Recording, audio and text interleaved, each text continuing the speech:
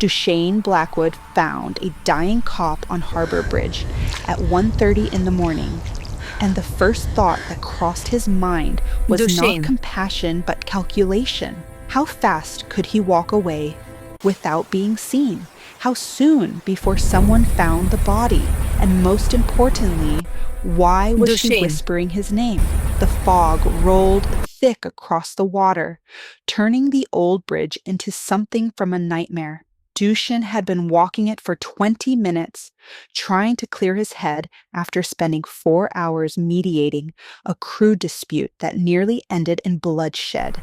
He came here when he needed to think, when the weight of running a criminal empire got too heavy. The bridge at night was quiet, isolated, the kind of place where a man could be alone with his thoughts and the ghosts of every decision that led him here. But tonight, he wasn't alone.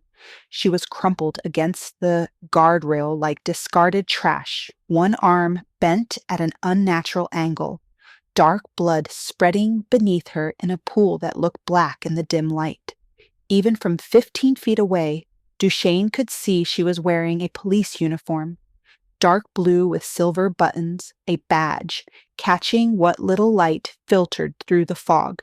Equipment belt half empty, radio smashed beside her, gun missing from her holster.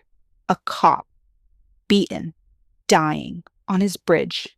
Every survival instinct Dushane had developed over 15 years in the life screamed at him to turn around and disappear into the fog. His mother's voice echoed in his memory, sharp and absolute from the hospital bed where cancer was killing her when he was 17. Never touch police business, Dushane. Not even to help. Not even if they're dying. The second you do, you're in their world, and their world will destroy you. He should have walked away, should have pulled out a burner phone, made an anonymous call, vanished before anyone could connect him to this scene. A dead cop would bring every detective in the city to this bridge. Forensics, media, federal investigators, the whole circus. But then she moved. Just barely. A twitch of her fingers, a slight turn of her head, and when her eyes found him through the fog, he saw something that made his blood run cold. Recognition. She knew exactly who he was. Her lips moved. Blood bubbled at the corner of her mouth. No sound at first, just desperate gasping. Then, barely audible over the wind and water, she spoke. "Blackwood." Dushane froze. His hand moved instinctively to the gun at his hip, fingers brushing the grip. This could be a trap, an elaborate setup, the kind of play only someone with resources and patience could pull off. But what kind of cop would let herself get beaten half to death just to lure him into a compromising position? He found himself walking toward her anyway, against every rule he'd ever learned, every code that kept him alive and free. Up close, the damage was worse. She was young, late 20s maybe, with dark hair matted with blood and a face that would have been striking if it wasn't gray with shock and blood loss. Her name tag read Sloan, Officer M. Sloan. The name hit him like a physical blow. Mira Sloan, the hound, the cop who'd been hunting him for 3 years, who'd memorized his patterns, infiltrated his operations twice, who'd nearly built a RICO case that would have sent him and his entire crew to federal prison. They'd never met face to face, but in the streets and at the precinct, their names were linked in a strange dance. Hunter and hunted, predator and prey. A chess game where capture meant life behind bars or death in an alley. And now she was dying on his bridge, looking up at him with eyes that held something he never expected to see from her. Not hatred, not triumph at finally catching him in the wrong place at the wrong time, but raw, desperate fear that had nothing to do with him. "Help me," she whispered, blood making her words thick and wet. "Please." Dushane crouched beside her, checking the shadows. Instinctively, looking for backup, for cameras, for anything that suggested this was the elaborate trap it should be. But there was nothing. Just her, dying, and him, the last person in the world who should be here. "Who did this to you?" he demanded, his voice low and hard. "Doesn't matter," she coughed, more blood. Her breathing was shallow, labored. Broken ribs, definitely. Internal bleeding, probably. She had minutes, not hours. "They're coming for you. Tonight. Your whole crew." "Who?" "Frame job." Each word cost her. "Murder. Federal prosecutor. They're going to pin it on you. By dawn. Every cop in the city." She gasped, her body convulsing. "They tried to kill me because I found out. Now they're coming for you." This was insane. The cop who'd dedicated 3 years to destroying him was now trying to warn him about a conspiracy. It made no sense, unless it was true.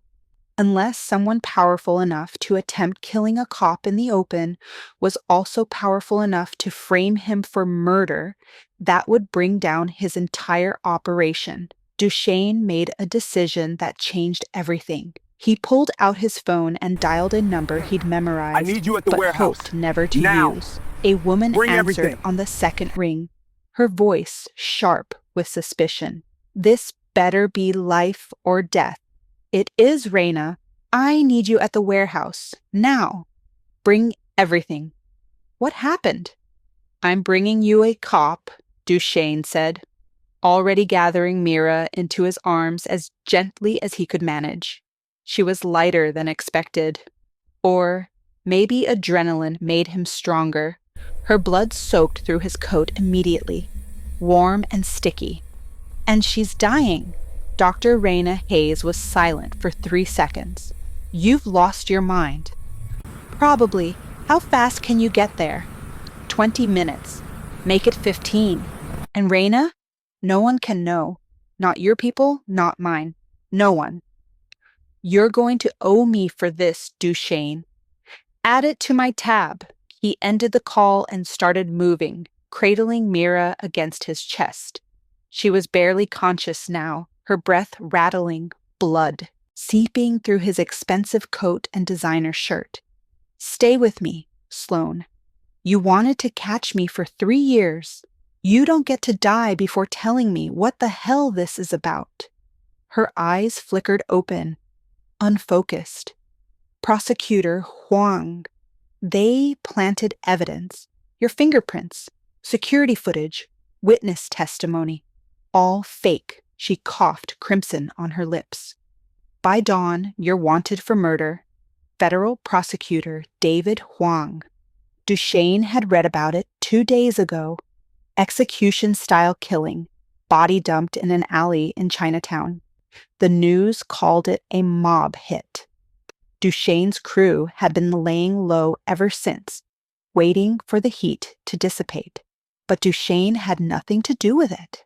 His organization didn't touch federal prosecutors. That was a line you didn't cross unless you wanted the full weight of the government destroying everything you'd built.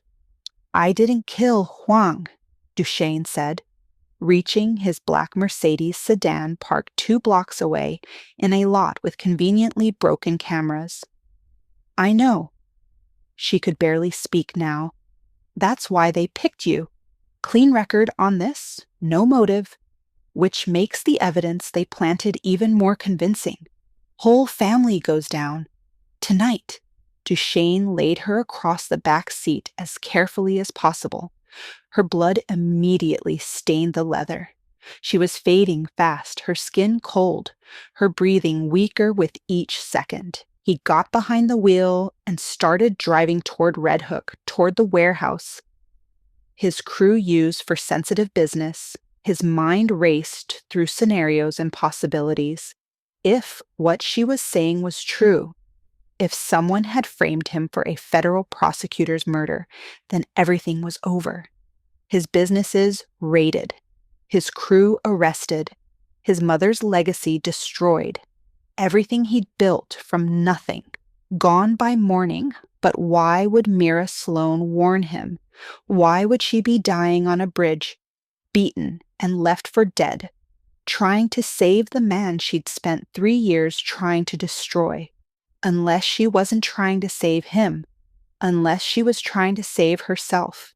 And the only way to do that was to make sure he survived long enough to help her expose whoever did this.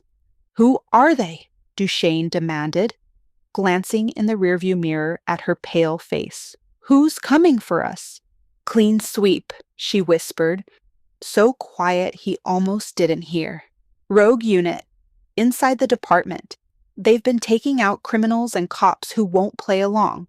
We were both marked. Tonight was supposed to be the end." Dushane's hands tightened on the wheel. A rogue police unit operating inside the department with enough power to execute cops and frame criminals.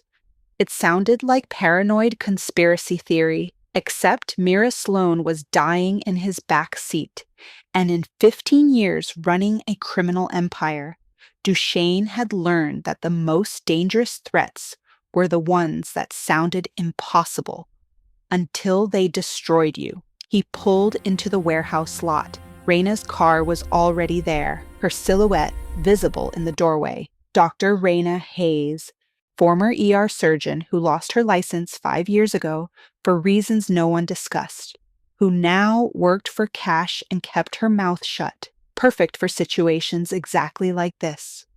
"You brought me a cop," Raina said flatly, as Dushane carried Mira inside. "A dying cop.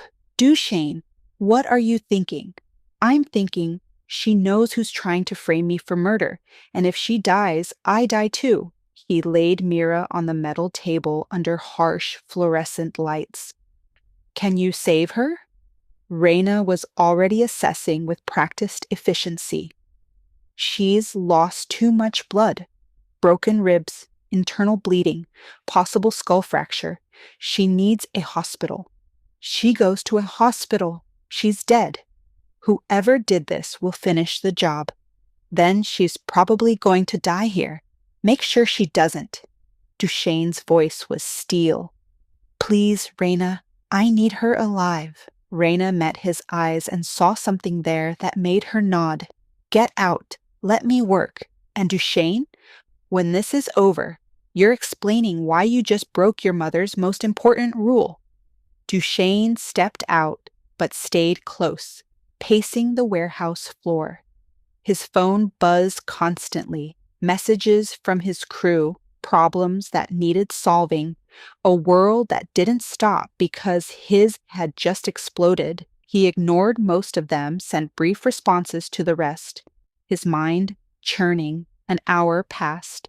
Then, 2, Dushane researched Prosecutor Huang's murder on his phone. The article mentioned investigators were following leads related to organized crime, which meant someone had set him up perfectly, and he had maybe hours before federal agents kicked down every door connected to his name. Finally, Raina emerged, exhausted and blood-stained.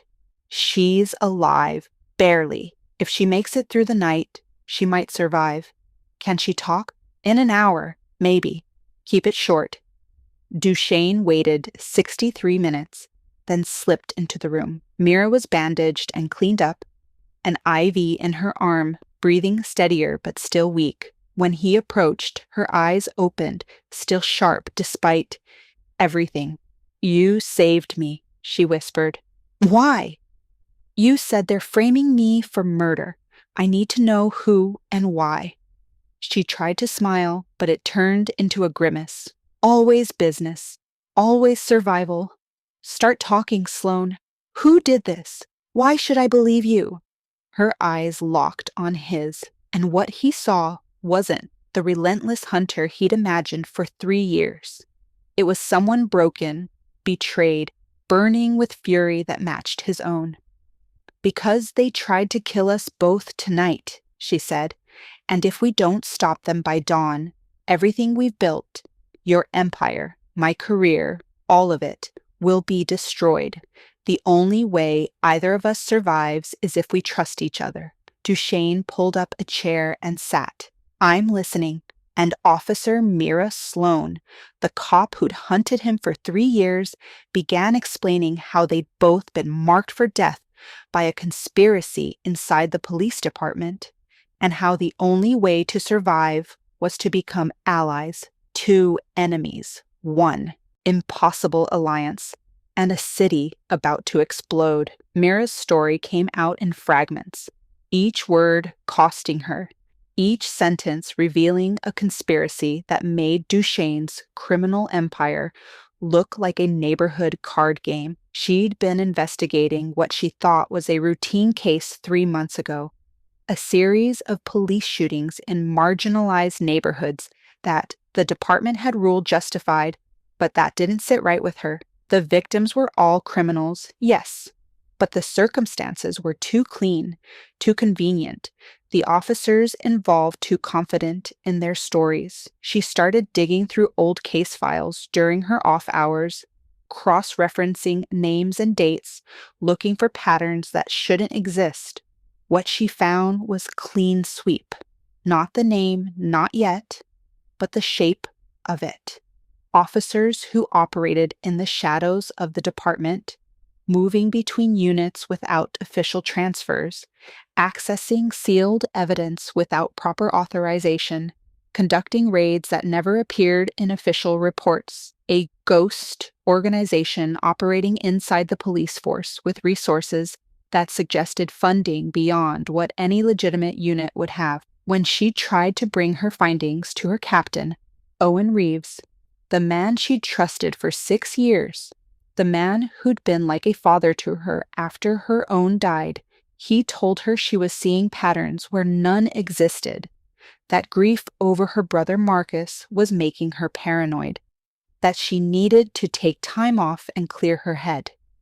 2 days later, she was ambushed on her way home from a late shift, beaten by men who moved like professionals, who knew exactly where to hit to cause maximum damage without killing her immediately, who took her gun and radio and left her on the harbor bridge to bleed out where she'd eventually be found, and ruled another casualty of the dangerous job cops signed up for.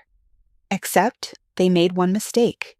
They didn't finish the job fast enough, and Dushane Blackwood happened to walk across that bridge at exactly the wrong time, or exactly the right one, depending on how you looked at it.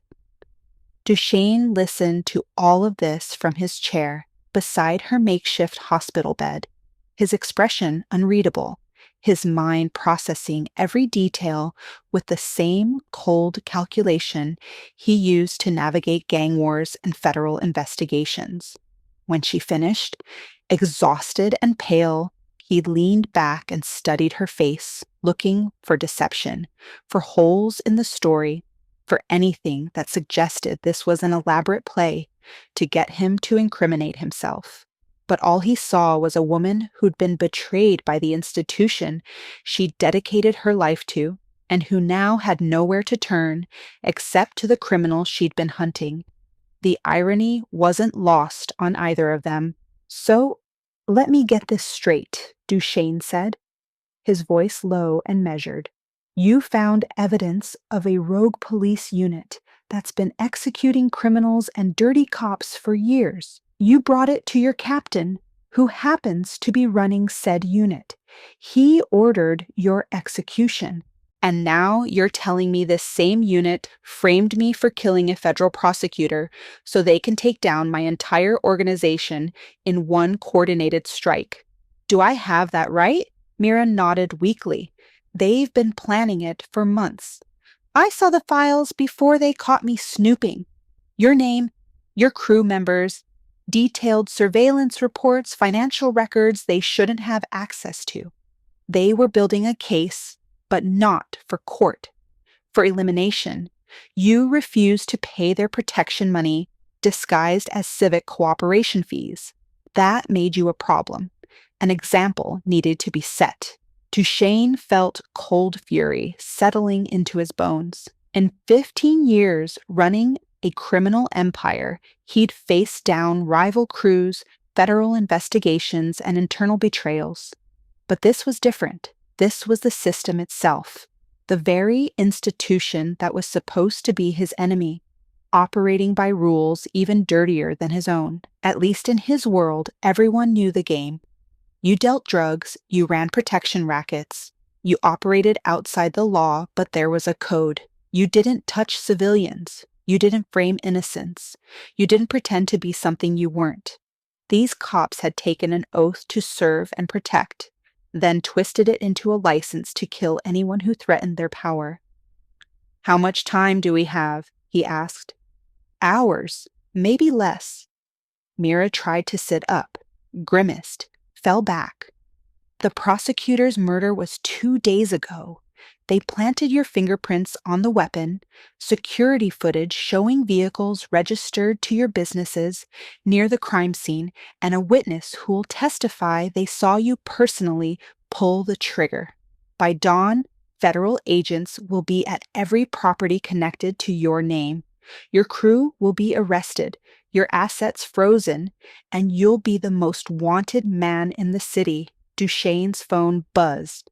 A text from James Rivera, his second in command. "Feds asking questions about Huang. Something's happening. Need you now." The message was followed by 3 more from other crew members, all variations of the same panic. The walls were already closing in. He showed Mira the messages. "It's starting." She closed her eyes, frustration and fear warring on her face. "We need proof, real undeniable proof that Clean Sweep exists and that they framed you. Otherwise, it's the word of a dirty cop and a career criminal against a decorated police captain and the entire justice system. We lose before we even start." "Where's this proof?" "Digital files on Reeves' personal server. Physical evidence stored in a secure location at the precinct. Off-book storage that doesn't officially exist. Testimony from other cops who have been pressured to look the other way." She opened her eyes, met his gaze. "None of which we can access without getting killed in the process." Dushane stood and paced the small room, his mind already working through angles and possibilities. This was what he did: solve impossible problems, navigate situations where every option led to disaster, and find the one narrow path that led to survival. He'd built an empire on that skill, on seeing opportunities where others saw only obstacles. "Your captain, Reeves, how close were you?" "Like family. He recruited me straight out of the academy, mentored me, taught me everything about being a detective. When my brother was killed, he's the one who sat with me at the funeral, who convinced me not to quit the force, who told me Marcus would want me to keep fighting for justice." Her voice cracked. "And now I find out he's been running an assassination squad this whole time, probably while he was giving me speeches about honor and integrity.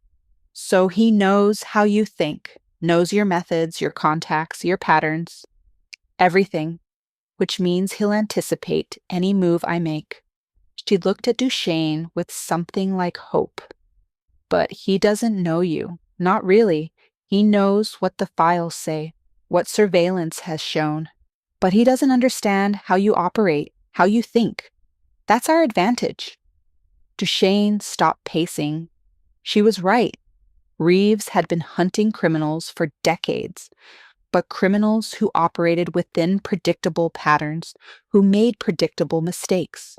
Dushane had stayed free for 15 years precisely because he didn't follow patterns, because he zigged when everyone expected him to zag, because he understood that survival meant being unpredictable. Now that same skill might be the only thing keeping both of them alive.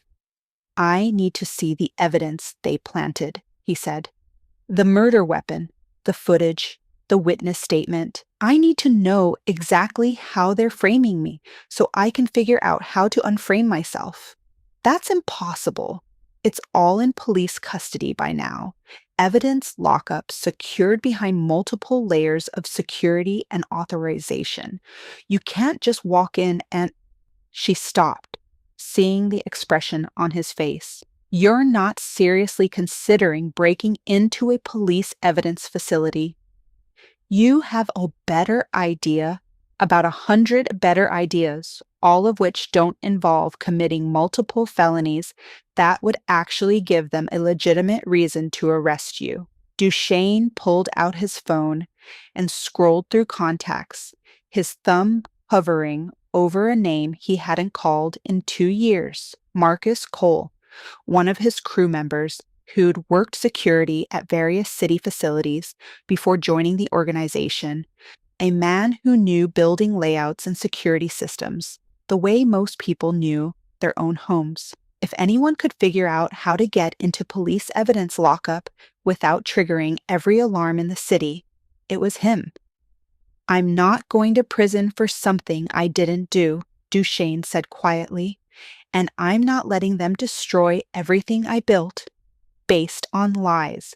So either we find proof they framed me, or we create enough chaos that no one knows what to believe anymore. Either way, we fight back. Mira stared at him for a long moment, and something shifted in her expression, a recognition that they were operating by the same rules now, that survival meant abandoning everything she'd been taught about proper procedure and legal channels. When the system itself was corrupt, following the system's rules was just another form of suicide. If we do this, she said slowly, if we actually manage to expose Clansweep, it won't just destroy Reeves.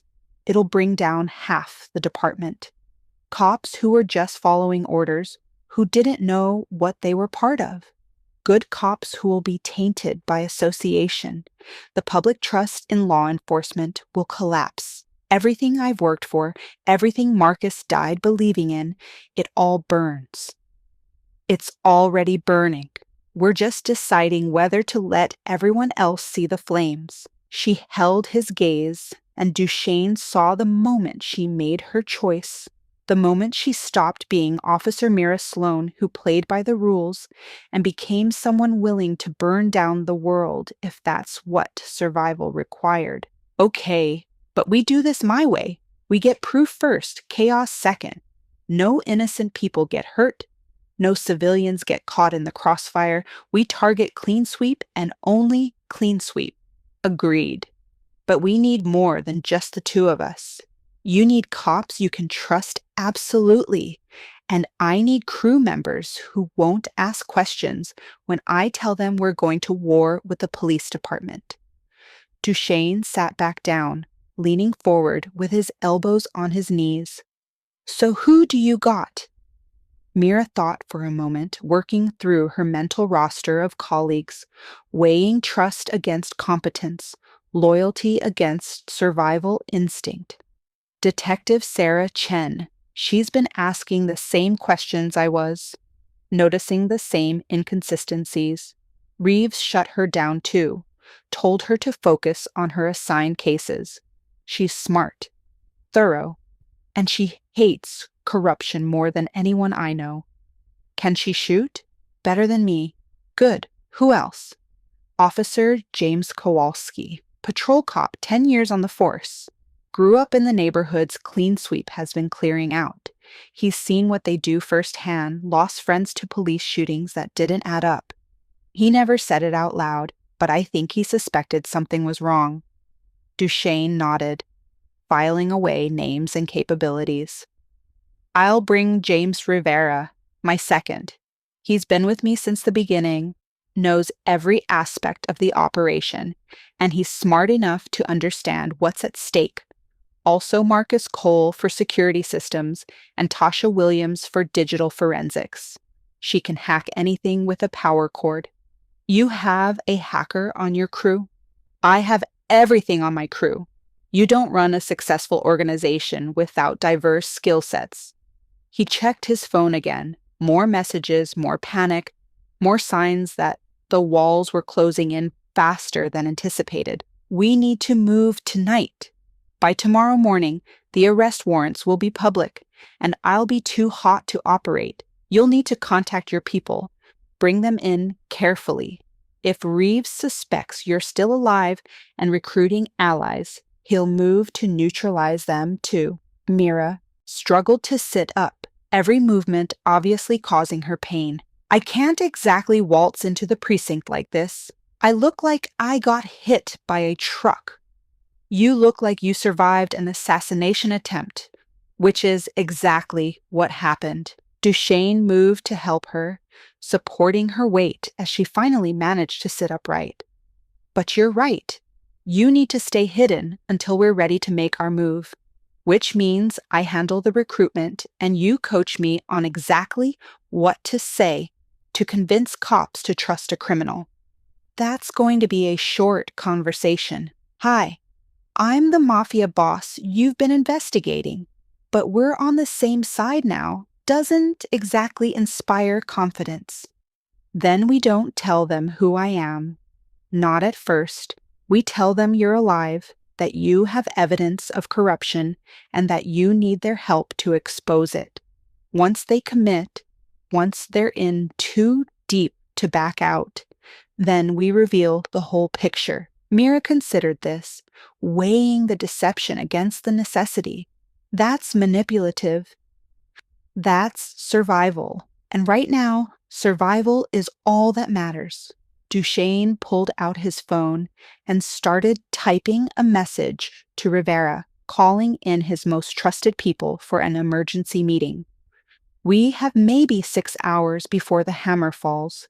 6 hours to gather allies, formulate a plan, and figure out how to fight back against an enemy that controls every lever of power in this city. You ready for that?" Mira looked at him, this criminal she'd spent 3 years trying to destroy, who now represented her only chance at survival and justice. The irony was almost funny, except nothing about this situation was remotely humorous. People were going to die before this was over. Careers would be destroyed. The city would tear itself apart. But maybe that was necessary. Maybe sometimes the only way to save something was to first let it break completely, to expose every crack and flaw until rebuilding was the only option left. "I'm ready," she said. "Let's burn it all down." Dushane allowed himself a small, grim smile. "Now you're thinking like a criminal. Welcome to my world, Sloan. Try not to get us both killed." He walked out of the room to make his calls, leaving Mira alone with her thoughts and her pain and the dawning realization that everything she'd believed about law and order and justice had been a lie. The good guys weren't good. The bad guys weren't entirely bad. And somewhere in that gray space between criminal and cop, she and Dushane Blackwood were about to forge an alliance that would either save them both or destroy everything they'd ever cared about. Outside the warehouse, the city continued its restless sleep, unaware that by dawn, everything would change, unaware that a rogue cop and a criminal kingpin were about to start a war that would tear apart the very fabric of law enforcement in the city, unaware that sometimes the only way to find justice was to break every rule designed to deliver it. The clock was ticking, and time was a luxury neither of them had. The warehouse became a war room by 3 in the morning, lit by harsh overhead lights and the glow of laptop screens, the air thick with tension and cigarette smoke. Dushane stood at a makeshift table covered with papers, photographs, and burner phones, surrounded by people who 6 hours ago had been living completely separate lives, and who now found themselves bound together by survival and a conspiracy that threatened to destroy them all. James Rivera stood to his right, a stocky Puerto Rican man in his 40s with sharp eyes and sharper instincts, who'd been with Dushane since the beginning, and who asked exactly 0 questions when Dushane called him in at 2 in the morning and told him they were going to war with a rogue police unit. Marcus Cole, tall and lean, with hands that could dismantle a security system in minutes, leaned against the wall studying building schematics on his phone. Tasha Williams, a 26-year-old digital genius with purple braids and a laptop that had cracked more encrypted systems than the NSA, sat cross-legged on a crate, typing furiously. On the other side of the room, maintaining a careful distance, but listening intently, were the cops Mira had vouched for. Detective Sarah Chen, Asian American with tired eyes and a detective's badge, that she kept touching like a talisman, looked like she hadn't slept in days. Officer James Kowalski, a white guy in his mid-30s, built like a linebacker with a jawline that suggested he'd taken too many punches, kept his hand near his service weapon and his eyes on Dushane, like he was waiting for the trap to spring. The divide in the room was palpable, criminal, and cop forced together by circumstances that defied everything both sides had been taught about the other, united only by the knowledge that by dawn they'd all be marked for death if they didn't find a way to fight back. Mira sat in a chair near the back, still pale and weak, but refusing to lie down, her voice stronger now as she briefed the group on everything she discovered about Clean Sweep. She explained how she had first noticed the pattern 3 months ago, police shootings that were ruled justified but that shared suspicious similarities in the reports, victims who were all criminals but whose deaths seemed coordinated rather than coincidental, officers involved who moved between units without proper transfers and who seemed to operate with resources beyond what any legitimate department budget would allow. She'd started digging through old case files during her off hours, cross-referencing names and dates and incident reports, building a timeline that suggested a shadow organization operating inside the police force, with a specific mission to eliminate both dirty cops and powerful criminals who threatened their control. When she'd brought her findings to Captain Owen Reeves, her mentor and the man she trusted more than anyone, he'd dismissed her concerns as paranoia, told her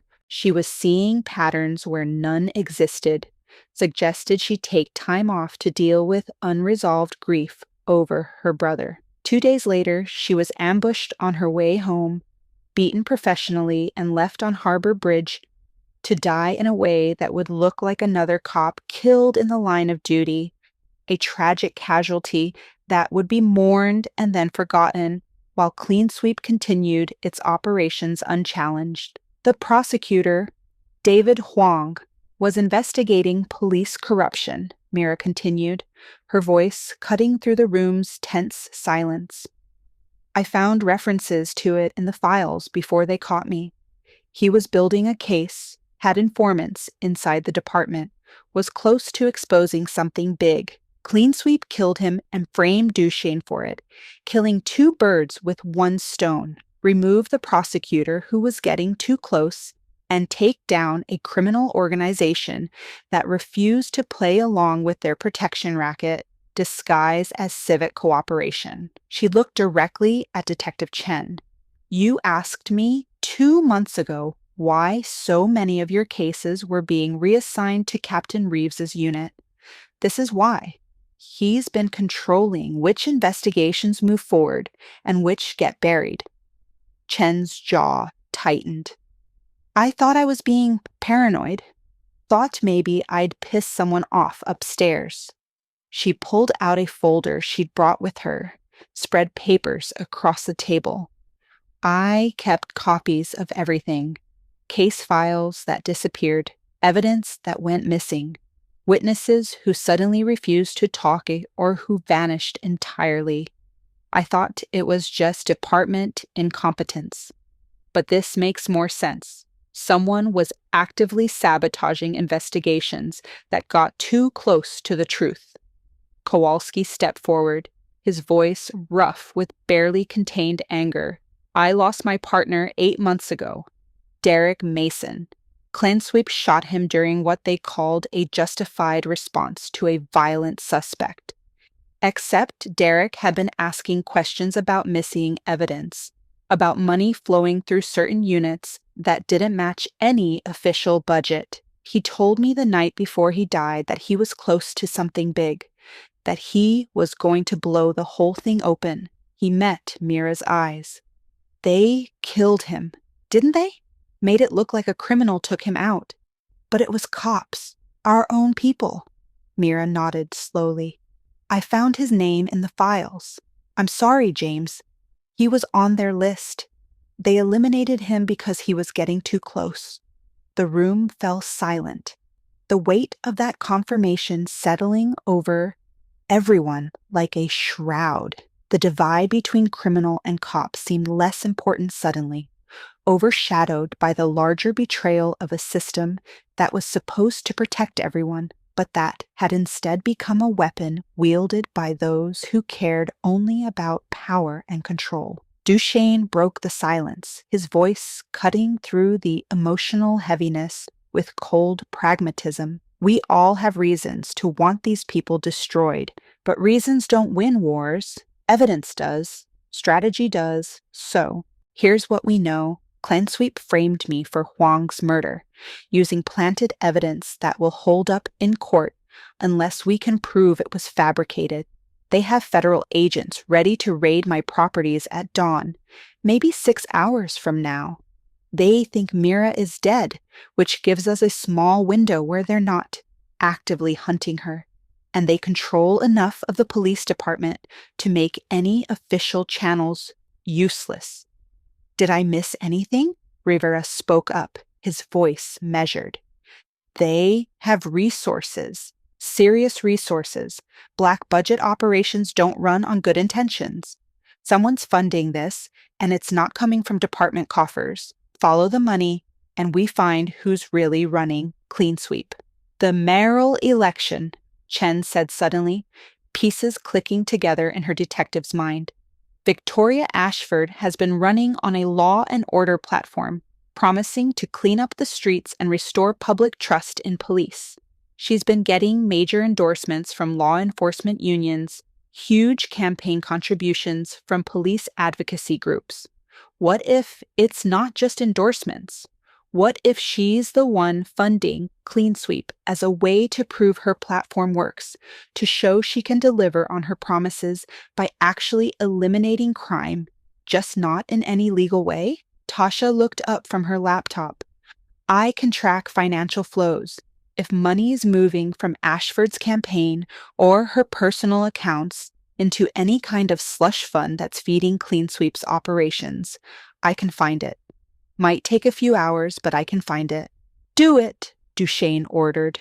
We need financial proof, communication records, anything that ties Ashford to Reeves and Clean Sweep. But that's long-term evidence. Right now, we need to deal with the immediate threat. I'm facing federal murder charges in 6 hours. How do we stop that? Marcus Cole pushed off the wall, holding up his phone showing building schematics. Evidence lockup at the main precinct.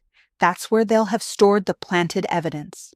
The gun, the security footage, the witness statements, all of it. If we can get in there, examine the evidence up close, maybe we find flaws in their frame job. Fingerprints that don't quite match. Footage that's been edited. Witness testimony with inconsistencies. Something we can use to create reasonable doubt. Breaking into police evidence lockup, Kowalski said flatly. You realize that's insane. You have a better idea? Marcus challenged. Actually, no. Which is what scares me. Kowalski looked at Chen, then back at the criminals across the room. But if we're doing this, we do it right. No cowboy shit. No unnecessary risk. We get in, we document everything, and we get out without anyone knowing we were there. Because if this goes wrong, if we get caught, it doesn't just destroy us. It destroys any chance of exposing Clan Sweep. Dushane nodded, respecting the cop's caution, even as he calculated risks and angles. Marcus, what do we need? Access codes for the evidence room, which change every 72 hours. Security camera blind spots, which I can map if Chen can get me the floor plan. A window when the fewest officers are on duty, which would be 0400 to 0600 right before shift change, and a convincing reason for anyone who does see us to believe we belong there. Marcus looked at the cops. That's where you come in. Badges and uniforms make you invisible in a police station. You're the cover. We're the expertise. Chen and Kowalski exchanged glances, the moment of decision hanging between them. Everything they'd been taught, every code they'd sworn to uphold, argued against what they were about to do, but their partner's death, Mira's near murder, the systematic corruption that had rotted the department from the inside, all of it demanded action that fell outside normal procedures and legal channels. I'm in, Chen said quietly, but we document everything. Body cameras, the works. If this goes south, I want proof that we were trying to expose corruption, not commit crimes. Agreed, Dushane said. Tasha, can you set up recording equipment that won't show up on their security systems? Please, I can make us ghosts. They won't know we were there until we want them to know. Tasha's fingers flew across her keyboard. I'm also running background on everyone in Reeves' unit, cross-referencing with clean sweep operations, looking for patterns in who's been involved in what, building a network map of the organization. The more we understand their structure, the better we can dismantle it. Mira struggled to her feet, wincing but determined. There's something else. When they ambushed me, one of them said something before they left. The captain sends his regards. At the time, I thought it was just intimidation, but now it confirms what I suspected. Reeves isn't just part of Clean Sweep. He created it, which means he knows everything about how it operates, who's involved, where the bodies are buried, metaphorically and literally. So we need to get to Reeves, Rivera said. Make him talk. Make him give us everything. He'll never flip, Kowalski warned. I've known Owen Reeves for 10 years. He's a true believer. Thinks he's doing what's necessary to clean up the city. You can't reason with someone who thinks they're the hero of their own story.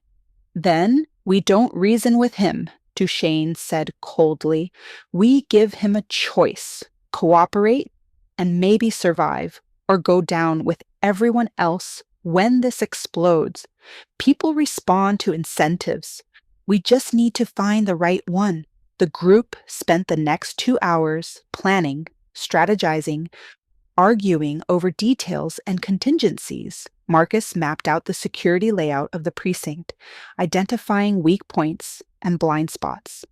Tasha hacked into the evidence room's scheduling system, confirming that a skeleton crew would be on duty between 4 and 6 in the morning, the perfect window for infiltration. Chen used her access to pull up case files and evidence logs, building a picture of exactly what had been planted to frame Dushane and where it would be stored. Rivera coordinated with other members of Dushane's crew, positioning them around the city as backup in case everything went wrong and they needed either a fast exit or a show of force. Everyone understood that this was a high-wire act with no safety net, that one wrong move would bring the full weight of the police department and federal law enforcement down on all of them, that by the time the sun rose, they'd either have evidence to fight back or they'd all be in custody or dead. At 4:15 in the morning, Dushane stood outside the precinct with Marcus and Chen, all three dressed in plain clothes, that wouldn't attract attention, but that allowed them to move quickly if necessary. Chen's badge got them through the first checkpoint with minimal questions. Her explanation that they were following up on an urgent lead accepted without challenge because cops coming in at odd hours was normal in a department that never really slept. They made their way through corridors that smelled like bad coffee and industrial cleaner, past tired officers ending their shifts and fresh ones just arriving, moving with purpose but not urgency, looking like they belonged because confidence was the best disguise. The evidence room was in the basement, behind reinforced doors and multiple security checkpoints designed to protect the integrity of evidence that would be used in court cases ranging from misdemeanors to capital murder. Marcus pulled out a small device, placed it against the card reader, and after 10 seconds of tense silence, the lock disengaged with a soft click. They were in. The evidence room was massive, rows upon rows of shelves holding sealed bags and boxes, each labeled with case numbers and dates, a physical record of crime and consequence, stretching back decades. Chen navigated directly to the section where recent high-profile cases would be stored, scanning labels until she found what they were looking for. Case number F 2024-8847. Federal Prosecutor David Huang. Murder. Lead suspect, Dushane Blackwood. Inside the sealed evidence box were items that would send Dushane to prison for life, or possibly the death penalty.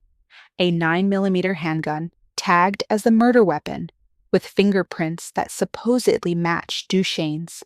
A hard drive containing security footage showing vehicles registered to Dushane's businesses near the crime scene at the time of the murder. A witness statement from someone claiming to have seen Dushane personally execute Huang in an alley in Chinatown. All of it manufactured, all of it false, but all of it convincing enough to hold up in federal court. Marcus photographed everything with a high-resolution camera, capturing every angle, every label, every detail. Then he pulled out forensic tools and started examining the gun, checking the serial number, studying the fingerprint placement with an expert's eye trained by years of working both sides of the law.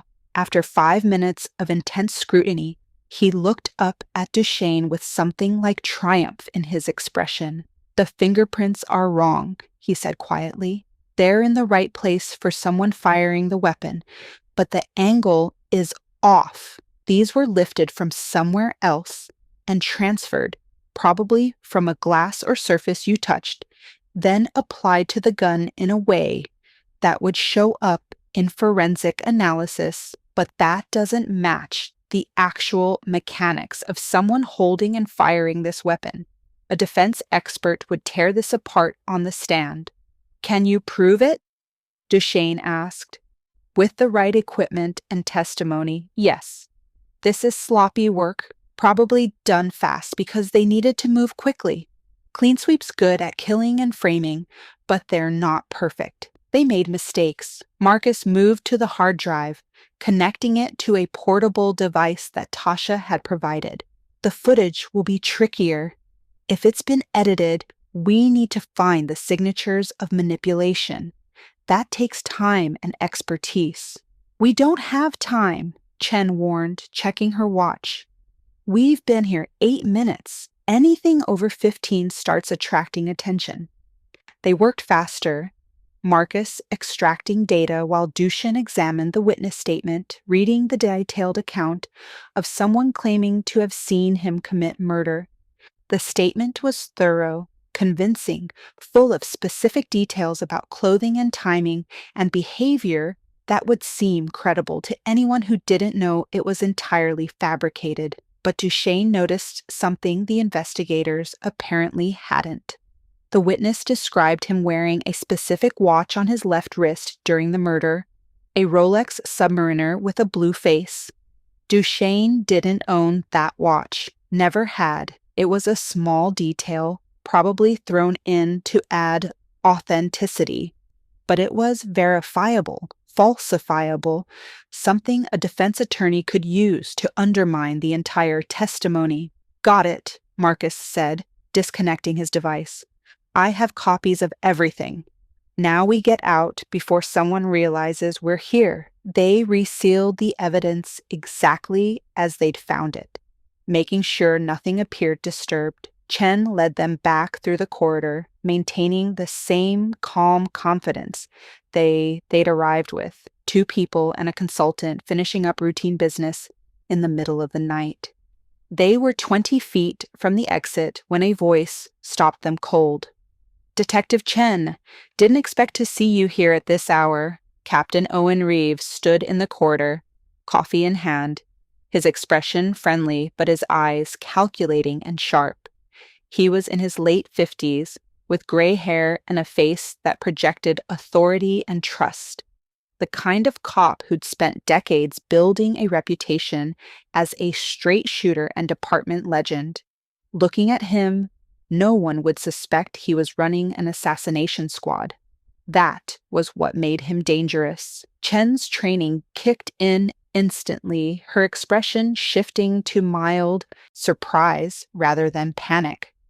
Captain, just following up on a lead. You know how it is. I do. Reeves' gaze shifted to Dushane and Marcus, lingering with the kind of assessment cops developed after years of evaluating threats. And these 2 are consultants, helping with a case. At 4:30 in the morning. Must be urgent. Reeves smiled, but there was no warmth in it.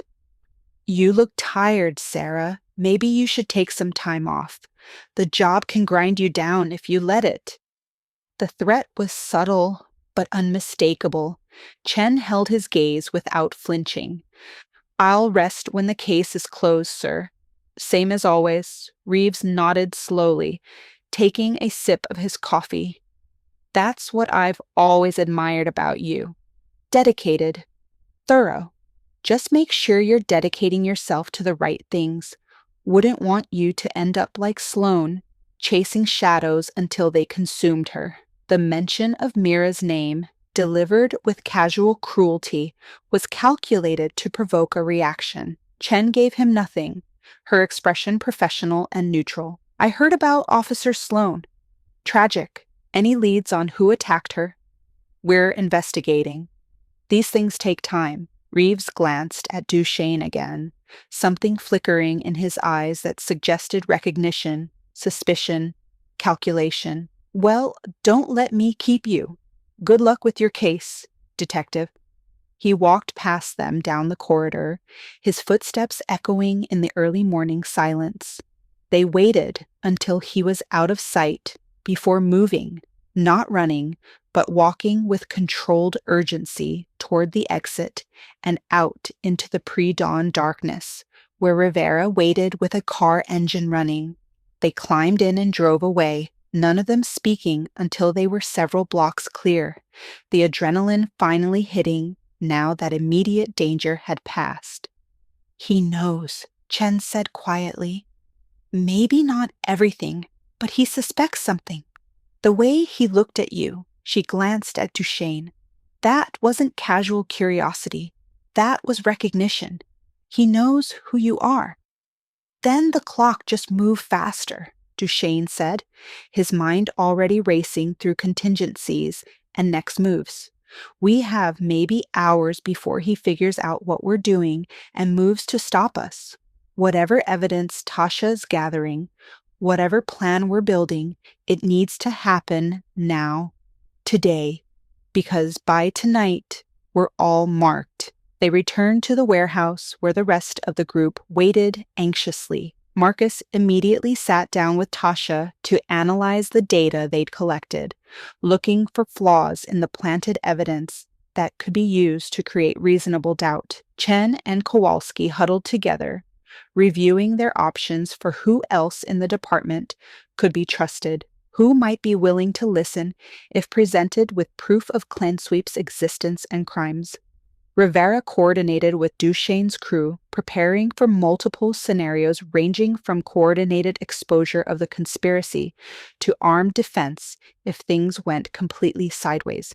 And Mira, still weak but burning with determination, made a phone call that would change everything. She called a reporter she'd known for years, a woman who'd built a career on exposing corruption and who'd been trying to get Mira to talk about department irregularities for months. She told her to be ready for the story of a lifetime, that within 24 hours, she'd have evidence of a rogue police unit, political corruption, and a conspiracy that reached the highest levels of city government. The reporter, skeptical but intrigued, agreed to stand by.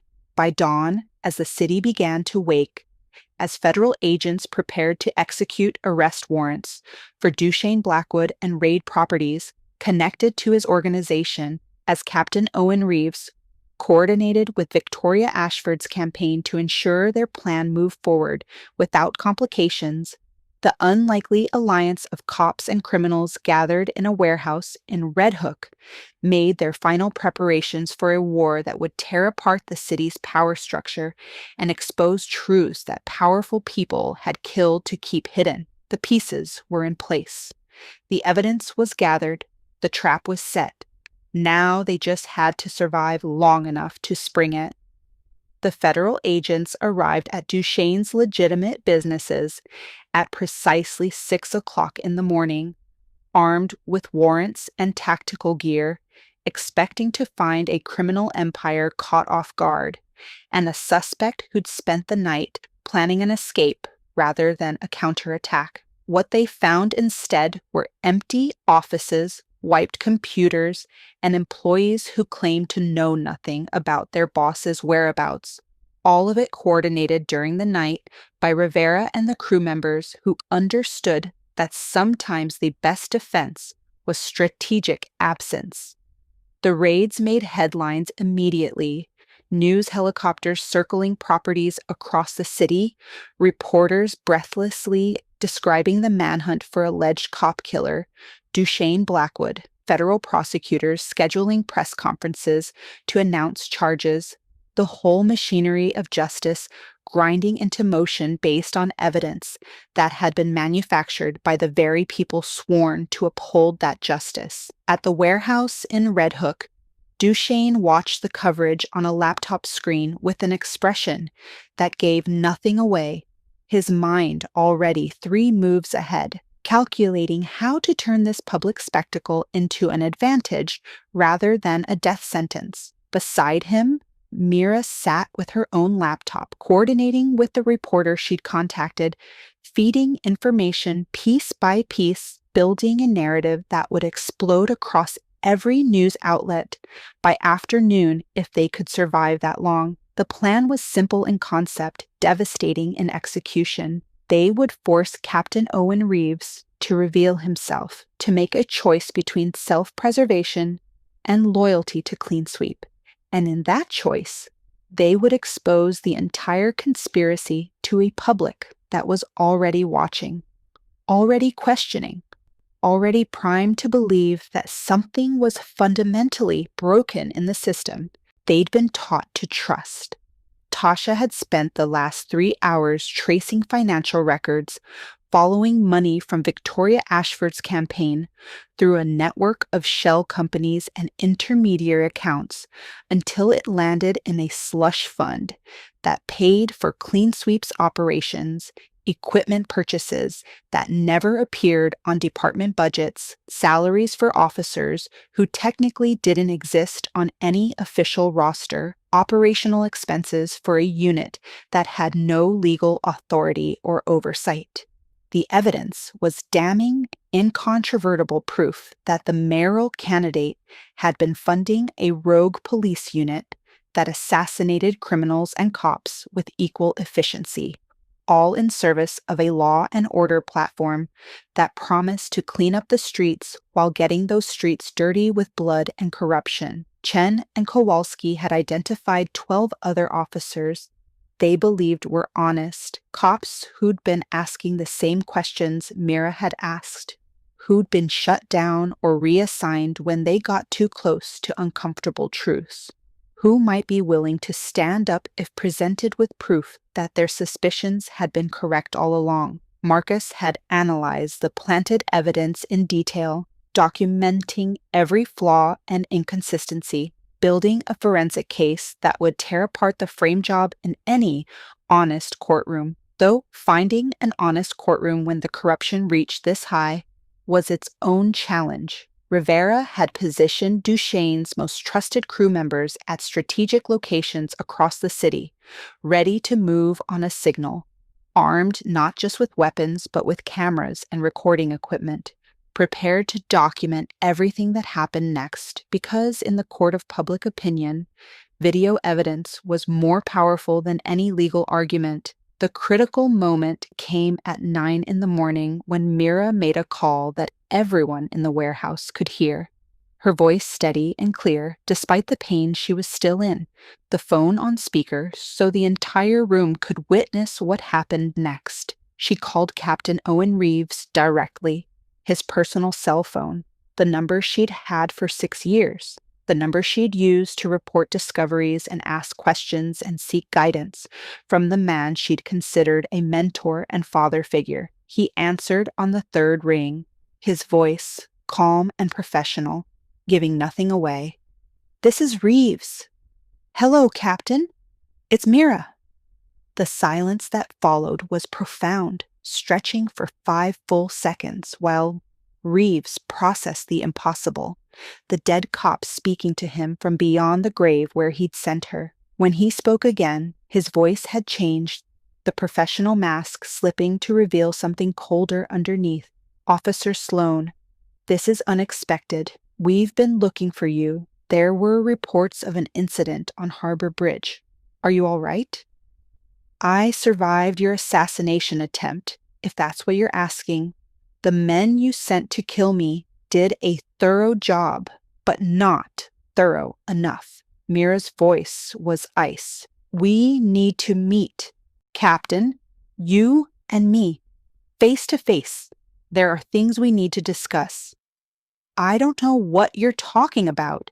If you were attacked, you should come in immediately. File a report. Let us investigate. Like you investigated Derek Mason's death.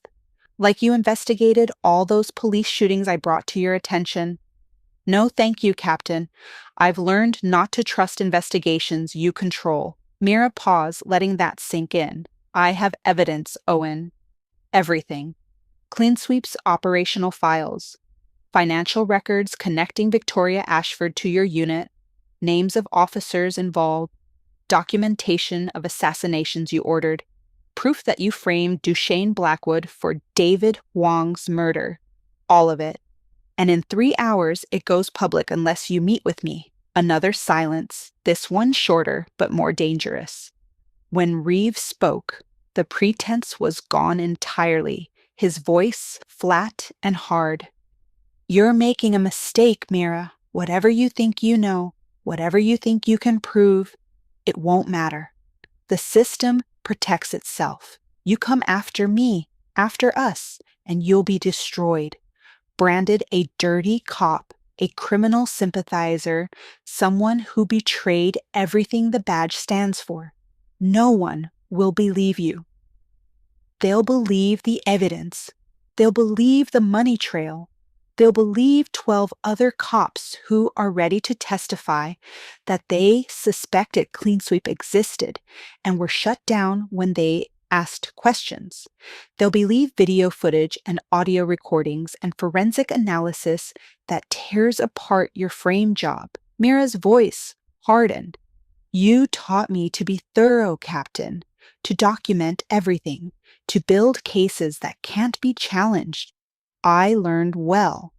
So here's what happens next.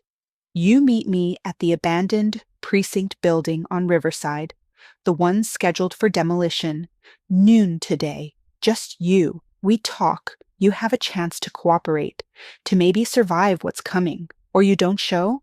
The evidence goes public immediately, and you go down with everyone else in clean sweep. Your choice. You're working with Blackwood. I saw you at the precinct with him. You've crossed a line, Mira. There's no coming back from that. I crossed a line when I decided survival and truth mattered more than procedure and corruption disguised as justice. Noon, Captain. Don't be late. She ended the call before he could respond, setting down the phone with a hand that trembled slightly, the adrenaline and emotion finally breaking through her controlled exterior. Dushane studied her with something like respect. That was either brilliant or suicidal, probably both. He'll come, Mira said with certainty. His ego won't let him refuse. He thinks he can talk me down, convince me I'm making a mistake, or failing that. Eliminate me permanently in a location that's isolated and scheduled for demolition anyway.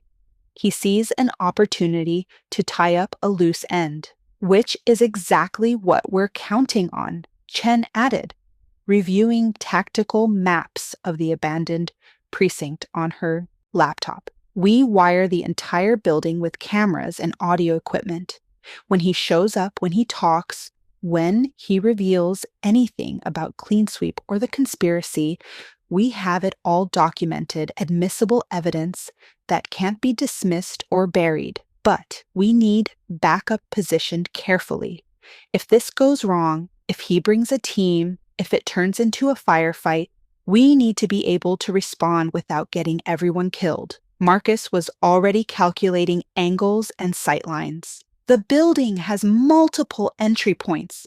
We can position teams at each one, out of sight, but close enough to move fast. Kowalski and I take the north entrance. Rivera and Tasha handle south.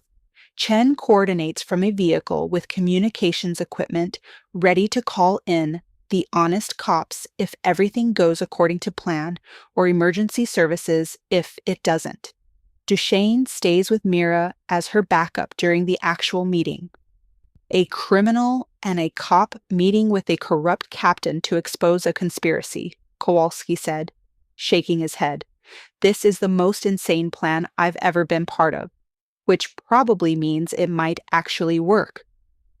They spent the next 2 hours preparing, turning the abandoned precinct building into a stage where the final confrontation would play out with cameras capturing every moment for posterity and prosecution. Tasha wired the main room where the meeting would occur with multiple redundant recording systems, high-definition video and audio that would capture everything said and done, transmitted in real time to secure servers that couldn't be accessed or destroyed, even if the building itself was compromised. Marcus positioned weapons and emergency equipment at strategic locations, preparing for multiple scenarios ranging from peaceful resolution to violent confrontation, understanding that when dealing with people who'd killed to protect their secrets, peaceful resolution was the least likely outcome. Chen coordinated with the reporter Mira had contacted, arranging for the evidence to be released at 1 o'clock if the meeting went wrong or if any of them failed to check in, creating a dead man's switch that would ensure exposure even if none of them survived to see it. And Dushane, with the methodical precision of someone who'd spent 15 years navigating dangerous situations, reviewed every detail of the plan, looking for flaws and weaknesses, preparing contingencies for contingencies, doing what he did best, which was finding ways to survive when survival seemed impossible. At 11:30, they took their positions. The abandoned precinct was a 3-story brick building that had once been the heart of the neighborhood's law enforcement presence, but that now stood empty and decaying, scheduled for demolition in 2 weeks, windows broken and walls tagged with graffiti, a monument to institutional failure and bureaucratic neglect. Inside, the main lobby still had remnants of its former purpose. A desk where officers once checked in, holding cells. In the back, where suspects once waited for processing, offices where detectives once built cases against criminals, all of it now covered in dust and debris and the smell of slow rot. Mira stood in the center of the lobby, her injuries still visible, but her stance steady, wearing a bulletproof vest under her jacket because trust only extended so far. Her service weapon holstered at her hip where she could reach it quickly if necessary. Dushane positioned himself in shadows near the back, close enough to intervene, but far enough to appear uninvolved, his own weapon ready, his eyes constantly scanning for threats and exits and angles that might save their lives if everything went wrong. Captain Owen Reeves arrived at exactly noon, alone, as instructed, walking through the main entrance with the confidence of someone who'd spent 30 years in law enforcement and who believed he understood how these situations resolved. He was in plain clothes, no uniform or visible badge, but carrying himself with the authority that came from commanding respect and fear in equal measure. When he saw Mira, something flickered in his expression, surprise and disappointment and calculation all mixing together in the face of a man confronting a problem he thought he'd already solved. "You look terrible, Mira," he said, his voice carrying across the empty lobby. "My people were supposed to be more efficient than that." "Your people were efficient enough. I'm just stubborn." Mira didn't move, didn't flinch, met his gaze with eyes that held no more illusion or loyalty. "Thank you for coming, Captain. I wasn't sure you would." "Of course I came. You're my protege, my responsibility. If you're in trouble, if you've gotten yourself mixed up in something dangerous, it's my job to help you find your way back." Reeves moved closer, his hands visible and empty, projecting concern rather than threat. "This thing with Blackwood, working with a criminal, betraying your oath, it's not too late to fix it. Come in. Tell me everything. We can protect you, get you the help you need." "The help I need," Mira repeated, her voice flat. "Like the help you gave Derek Mason? Like the help you gave all those officers and criminals Clean Sweep eliminated over the years? That kind of help?" Reeves stopped walking, standing 15 feet away, close enough for cameras to capture every detail of his expression, while far enough that neither could easily attack the other without warning.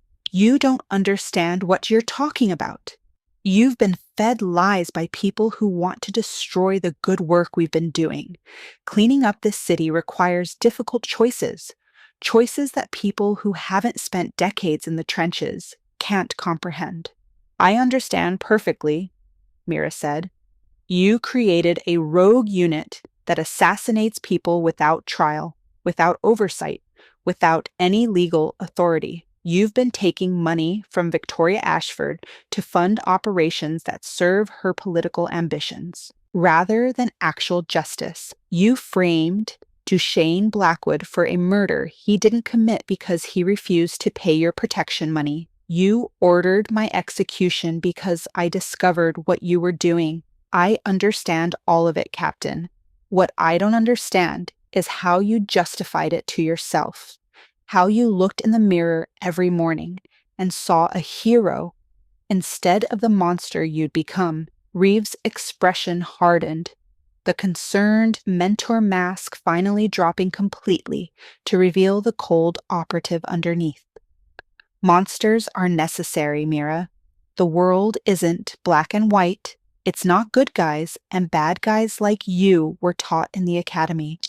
It's chaos and violence and predators who prey on the weak.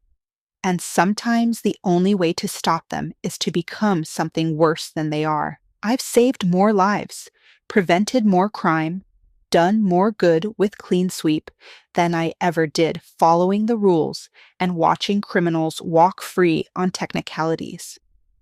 You've killed innocent people framed people who hadn't committed the crimes you accused them of, corrupted the very institution you swore to serve. I've removed obstacles to a better city. I've eliminated criminals who would have destroyed countless lives. I've created a system where people who want to operate outside the law understand there are real consequences, not just prison sentences they can appeal or negotiate down. And yes, sometimes that meant making hard choices, getting my hands dirty, doing things that looked bad on paper but that served the greater good. Reeves took a step closer, his voice passionate now, a true believer explaining his faith. Marcus died because this city was chaos, because we weren't doing enough to stop the violence. I created Clean Sweep so other families wouldn't lose their brothers and sons and daughters to that chaos. I did it for people like you, Mira, so you could live in a city that was safe instead of one that was just pretending to be. You did it for power, Mira shot back, for control, for the ability to decide who lived and who died without anyone questioning your authority. And you wrapped it in noble language about safety and order because that's easier than admitting you became exactly what you claim to fight.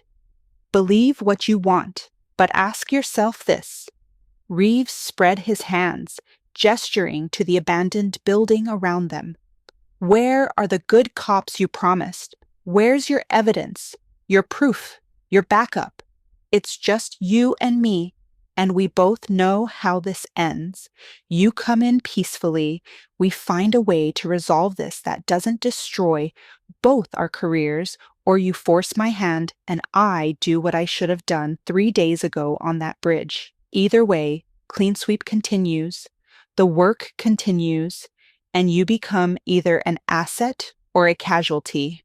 Wrong answer, Captain, Dushane said, stepping out of the shadows with his weapon drawn but not pointed, making his presence known without escalating to immediate violence. She's not alone. She's never been alone. And everything you just said, every confession, every justification, was recorded and transmitted to locations you can't access or destroy. So now you have a different choice. Cooperate, give us names and evidence and testimony against Ashford and everyone else involved in Clean Sweep. And maybe you see the inside of a courtroom instead of a morgue. Or don't, and watch your entire operation collapse in the next 60 minutes when everything goes public. Reeves looked at Dushane with an expression that mixed recognition and contempt. Blackwood, I should have known. You've been a thorn in our side for years, refusing to play by the rules we established, building your little empire without permission or tribute. That's why we picked you for the frame job. Too independent, too confident, too dangerous to let operate freely, and too smart to go down without a fight, Dushane replied. Your frame job was good, Captain, almost perfect. But you made mistakes. The fingerprints on the gun don't match the mechanics of someone actually firing it. The witness testimony includes details about a watch I don't own and never have. The security footage has digital signatures that prove editing and manipulation. Any competent defense attorney would tear it apart, which is why you plan to kill me before trial. Make it look like I resisted arrest or attempted escape. Clean, simple, permanent. Except now I'm not the one trapped. You are. Reeves's hand moved toward his jacket, a subtle shift that both Mira and Dushane recognized instantly as reaching for a weapon. Before he could complete the motion, doors opened at multiple points around the building. Marcus and Kowalski entering from the north, Rivera from the south, all with weapons drawn and trained on the captain, all positioned to prevent escape or violence, all recording every moment. Reeves froze, calculating odds and angles, realizing he was surrounded and outmaneuvered, that the meeting he'd thought would be his opportunity to eliminate a problem had instead become a trap designed to expose him. "It's over, Owen," Mira said quietly. "Clean sweep is over. Ashford's campaign is over. Your career is over. The only question now is whether you go down alone or take everyone with you. Give us names, give us evidence, help us dismantle what you created, and maybe there's a deal to be made. Or stay silent, and we release everything we have anyway, except you get no credit for cooperation. No possibility of reduced charges, no chance at anything except life in prison or worse." Reeves looked around at the people surrounding him, at the cop he'd tried to murder and the criminal he'd tried to frame, at the unlikely alliance that had formed to stop him, and something changed in his expression, resignation mixing with defiance. The look of someone who'd always known this day might come, but who'd convinced himself he could prevent it through sheer will and careful planning. He started to speak, started to make a choice.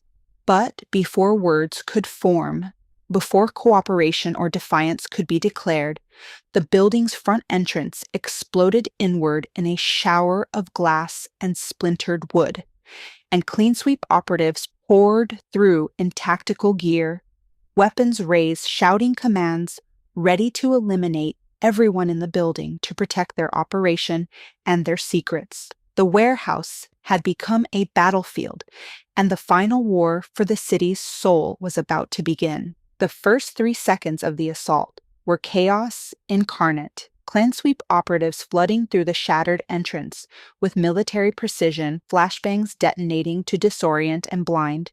Commands shouted over the ringing explosions, designed to create confusion and compliance.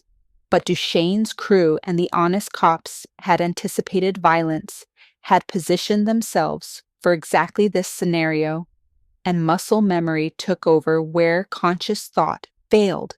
Everyone diving for cover behind structural pillars and overturned furniture, while returning fire not to kill but to suppress, to create enough resistance that clean sweep would have to think twice about a full frontal assault in a building that was now broadcasting everything to multiple, secure locations where evidence couldn't be destroyed or buried. Marcus and Kowalski held the north position, their weapons trained on the entrance, while civilians who wandered too close to the building scattered in panic, their screams adding to the symphony of violence erupting in what should have been a peaceful noon in the city. Rivera coordinated from the south, his phone already dialing Chen, who was positioned outside in the communications vehicle, her voice urgent as she called in the 12 honest cops they'd recruited, officers who'd been standing by for exactly this moment, who now understood that their suspicions about department corruption hadn't been paranoia, but dangerous truth, and who were converging on the location with lights and sirens that would bring attention and witnesses that clean sweep couldn't afford. Captain Owen Reeves used the chaos to move, diving behind cover with the practiced efficiency of someone who'd been in tactical situations before, his weapon drawn now, his face a mask of cold calculation as he assessed angles and options and the rapidly deteriorating situation. He triggered an emergency beacon the moment he'd realized the meeting was a trap, calling in his clean sweep operatives for extraction and elimination of witnesses, but he hadn't anticipated the level of preparation his opponents had achieved, hadn't expected a dying cop and a criminal kingpin to outthink and outmaneuver a unit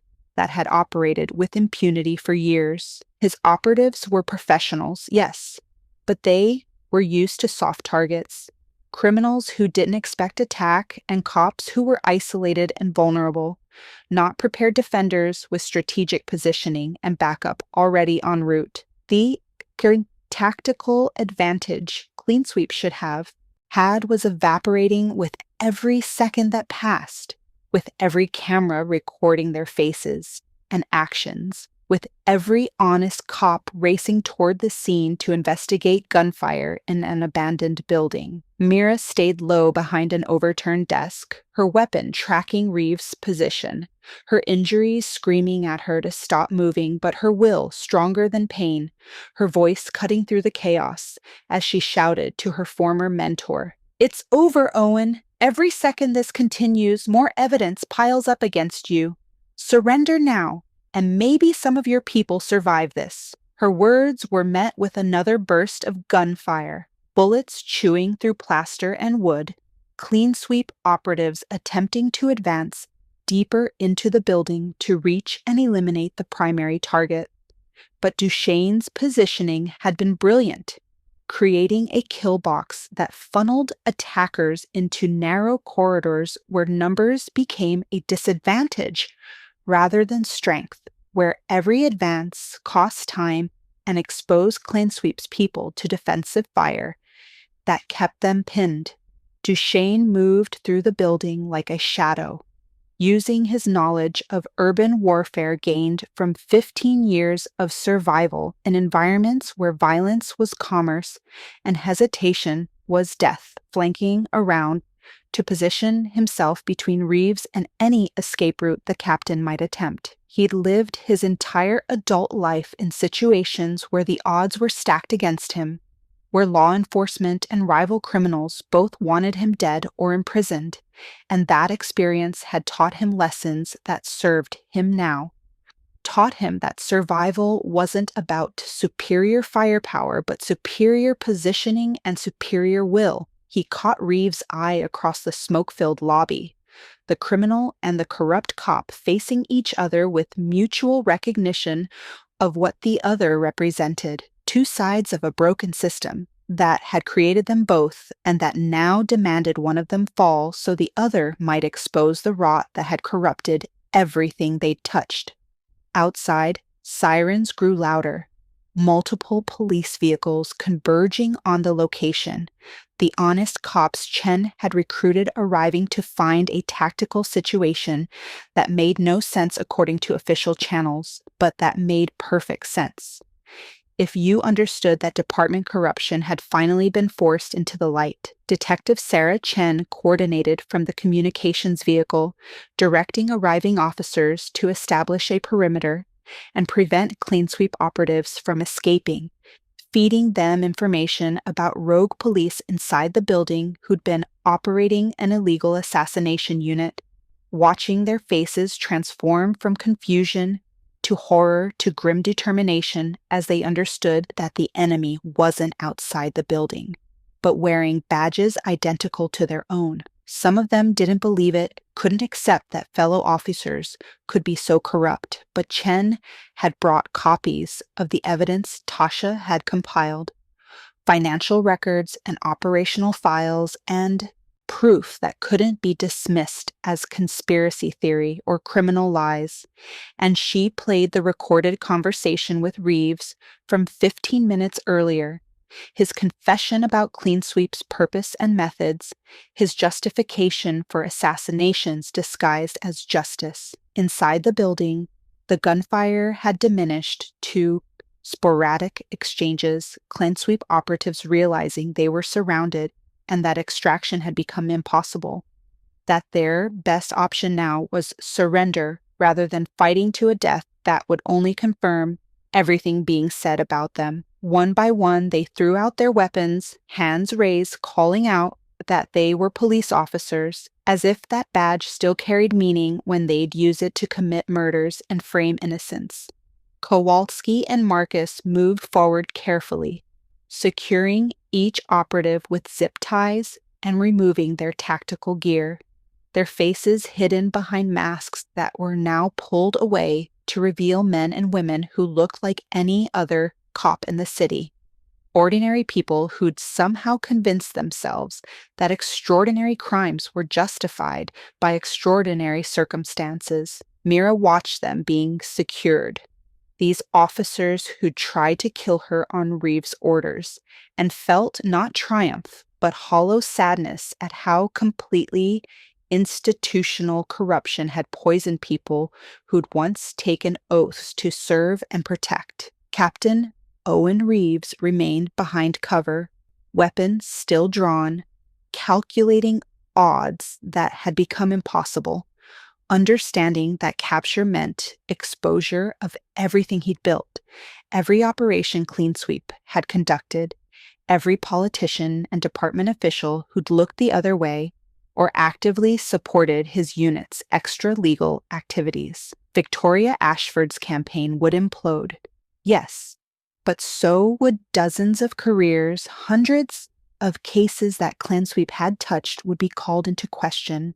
The entire criminal justice system in the city would face scrutiny and distrust that might take decades to rebuild. He'd spent 30 years building a reputation as an honest cop, and now he'd be remembered as the architect of the most significant police corruption scandal in the city's history. The irony wasn't lost on him that his efforts to clean up the streets had instead revealed just how dirty the cleaners themselves had become. Dushane approached from the flank, his weapon trained but not firing, giving Reeves space to make a choice before that choice was taken away. "It's done, Captain.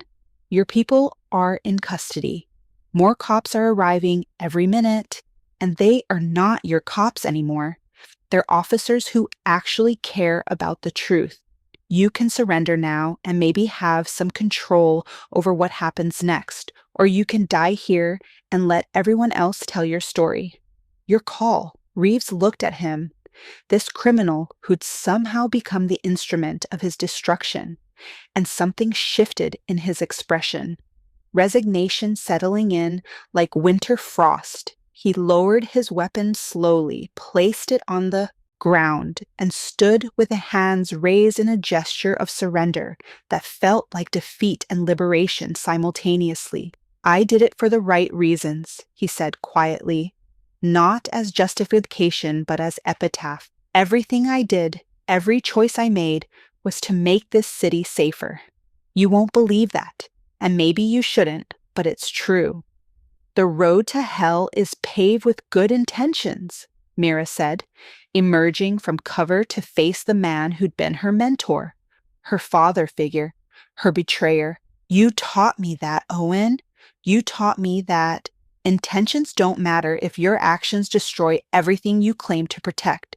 You became the monster to fight monsters, except you were always the bigger threat because people trusted you, believed in you, gave you power and authority that you corrupted from the inside." She gestured to the Clean Sweep operatives being led outside in restraints, to the building filled with evidence of crimes committed under the banner of justice. "How many people did you kill, Captain? How many lives did you destroy with your good intentions?" Reeves held her gaze, and for a moment, genuine regret flickered in his eyes. "I lost count years ago, and you're right. I became the monster. I just thought I was becoming the necessary monster, the one who could do what needed doing without flinching. But somewhere along the way, I stopped seeing people and started seeing problems to be eliminated. Marcus's death broke something in you, Mira, made you question everything. Hundreds of deaths broke something in me too, made me believe that the only way to stop the dying was to control who did the killing. I was wrong, but I wasn't lying when I said everything I did was meant to make the city safer. Then help us and finish it," Dushane said. "Give us Victoria Ashford. Give us the politicians and department officials who knew about Clean Sweep and supported it.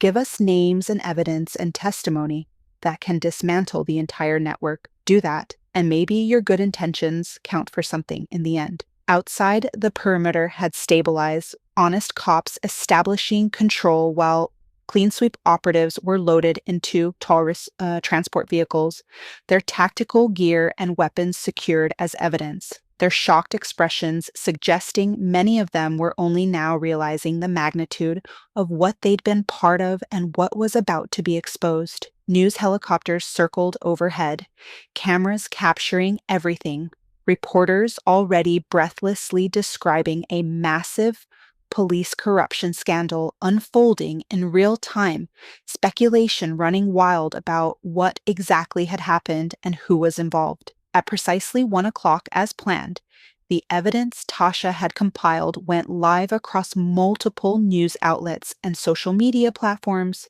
Financial records connecting Victoria Ashford to Clean Sweep's operations, audio recordings of Reeves explaining the unit's purpose and methods, documentation of assassinations disguised as justified police actions, proof that couldn't be dismissed or buried because it existed in too many places for any cover-up to be effective.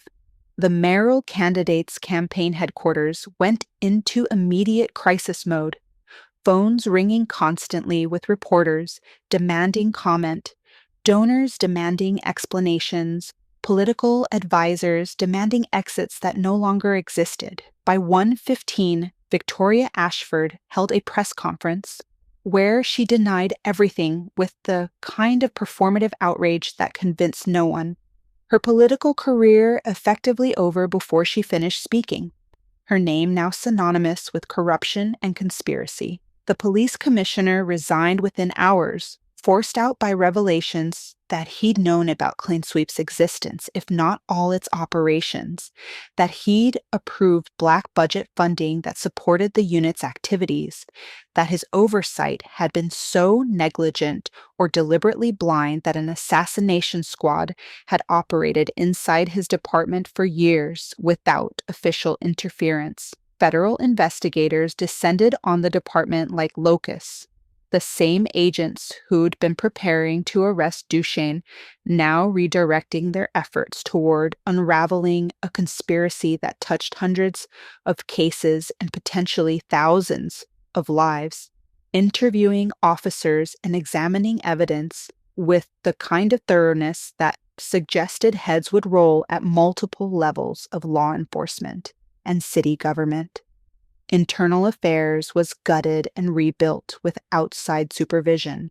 The culture of silence that had protected Clean Sweep finally cracked open by officers who'd suspected corruption, but who'd lacked proof or courage to speak up until others went first. Detective Sarah Chen became the face of honest policing. Her testimony and cooperation celebrated in media coverage that painted her as a hero, even as she insisted she'd only done what any cop should do when confronted with institutional betrayal. Captain Owen Reeves cooperated fully once he understood cooperation was his only path to any kind of redemption, providing detailed testimony about Clean Sweep's operations, funding sources, political connections, and the full list of assassinations conducted under official cover over a 5-year period. His confession implicated 12 other officers at various ranks, revealed that Victoria Ashford had personally approved multiple operations, including Prosecutor Huang's murder, and exposed a network of corruption that extended into the district attorney's office, the mayor's staff, and multiple city council positions. Some implicated parties resigned immediately. Others fought back with lawyers and denials that collapsed under documentary evidence Tasha had extracted from servers and accounts they'd believed were secure. The trials took years, but convictions were secured for most of Clean Sweep's operatives and political supporters. Sentences ranging from decades in federal prison to life without parole for those who'd personally committed murders. Reeves himself received 25 years, less than his crimes warranted, but more than his age would allow him to survive. Effectively, a life sentence delivered to a man who'd spent 3 decades building credibility that was destroyed in 3 days of exposure. For Dushane Blackwood, the aftermath was complicated and contradictory. His framed murder charge dismissed with prejudice once forensic experts tore apart the planted evidence and witnesses recanted testimony they'd been coerced into providing. but his legitimate criminal operations still subject to investigation and potential prosecution for crimes he'd actually committed, rather than ones manufactured by corrupt cops. Federal prosecutors offered a deal that acknowledged his cooperation in exposing Clean Sweep while not excusing his own criminality, immunity for specific charges in exchange for testimony and gradual dismantling of operations that crossed certain lines, a transition from full criminal enterprise to semi-legitimate businesses that employed people from neighborhoods where legitimate employment was scarce. It wasn't redemption exactly, but it was a chance to operate in gray areas rather than purely black ones, to use the power he'd built for protection and community support rather than exploitation and violence. His reputation changed overnight from cop killer to unlikely hero who'd helped expose massive corruption, though he knew that reputation was as much fiction as his alleged crimes had been. That he was neither hero nor villain, but simply someone who'd survived by being smarter and more adaptable than those who'd tried to destroy him. Officer Mira Sloan resigned from the police force 6 months after the scandal broke, unable to continue serving in an institution that had betrayed her so completely, even as it claimed to be reforming itself. The physical injuries from her attempted murder healed, but the psychological wounds of discovering that her mentor had tried to kill her and that the system she had dedicated her life to was rotten at its foundation proved more difficult to overcome. She opened a private investigation firm that specialized in cases the Reform Police Department couldn't or wouldn't handle, working with communities that had learned to distrust law enforcement and that needed advocates who understood both sides of the system's failures. Her business cards described her services simply as finding truth when truth is buried. And within a year, she had more clients than she could handle. People desperate for honest investigation in a city still recovering from revelation that honesty in official channels couldn't be assumed. She worked some cases alone, but increasingly she found herself collaborating with Dushane's organization, his street intelligence, and her investigative skills complementing each other in ways that made both more effective, an unlikely partnership that continued to blur lines between criminal and cop while producing results that served communities.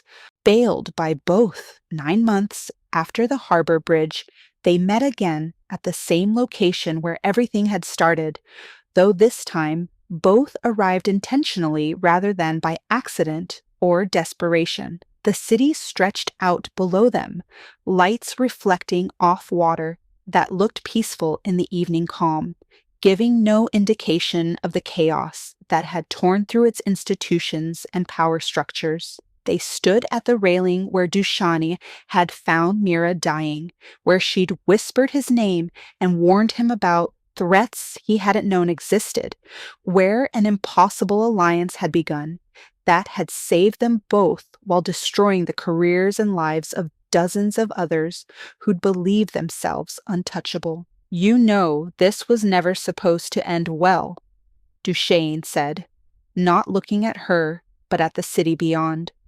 "We survived when we shouldn't have, exposed corruption that should have stayed buried, but the system we broke is still broken, just in different ways now, different people, same problems." "Maybe," Mira agreed. "But at least now people know the problems exist. They can't pretend anymore that badges automatically mean good guys and criminals automatically mean bad guys. We force them to see complexity, to question authority, to understand that justice isn't guaranteed just because institutions claim to deliver it." She turned to face him. "We did something that mattered, Dushane. Imperfect, messy, morally complicated, but important. And we're both still here to see what comes next." "What does come next?" he asked. "We keep operating in this gray space. You investigating, me protecting, Both of us pretending we're not exactly what everyone says we are. We keep surviving, she said simply. We keep trying to make the city a little less broken than we found it. We keep being proof that enemies can become allies when the real enemy is corruption itself. That's enough for now. They stood in comfortable silence for a while, two people who should have been on opposite sides of every divide, but who'd found common ground in survival and truth and the understanding that sometimes doing the right thing meant breaking every rule about how right things should be done. Eventually, they walked off the bridge together, not knowing where the path would lead, but certain they'd face whatever came next with the same stubborn refusal to surrender that had kept them alive when death seemed inevitable. Behind them, the city continued its restless motion, forever changed by revelations they'd forced into light, forever struggling with questions they'd raised about power and justice, and who could be trusted to deliver either. Some days the change felt meaningless, the corruption too deep to root out completely, the same patterns emerging with different names attached. Other days, they saw progress in small victories, honest cops asking harder questions, communities demanding better accountability, systems slowly adapting to demands for transparency they'd long resisted. The story of the dying cop and the mafia boss who exposed Clean Sweep became legend in the city, told and retold with variations that made Dushane more heroic or more villainous, depending on who was telling it, that made Mira more selfless or more reckless, depending on perspective, that either celebrated their actions as necessary vigilantism or condemned them as dangerous precedent for operating outside legal channels. The truth, as always, was more complicated than any legend could capture, full of mistakes and compromises and moral ambiguity that didn't fit neatly into hero or villain categories. But the consequences were real, measurable in policy changes and political careers destroyed and lives saved by exposing assassination programs that would have continued indefinitely if they'd remained hidden. Whether that made what they'd done right or merely necessary remained debatable, but what couldn't be debated was that two people who should have been enemies had become allies, and in doing so had changed a city forever. The biggest threat to the city hadn't been the criminals or the cops. It had been the people who believed they were above both, who'd twisted law and order into weapons for personal power, who'd convinced themselves that corruption could serve justice if wrapped in noble language and delivered with absolute conviction. Dushane and Mira had proven them wrong, had shown that no one was above accountability regardless of badge or authority or good intentions. And in that proof, in that exposure of truth that powerful people killed to hide, they'd given the city something it desperately needed, even if it didn't always appreciate the cost. They'd given it a chance to be better than what it had been. What the city did with that chance would determine whether their sacrifice meant anything in the end.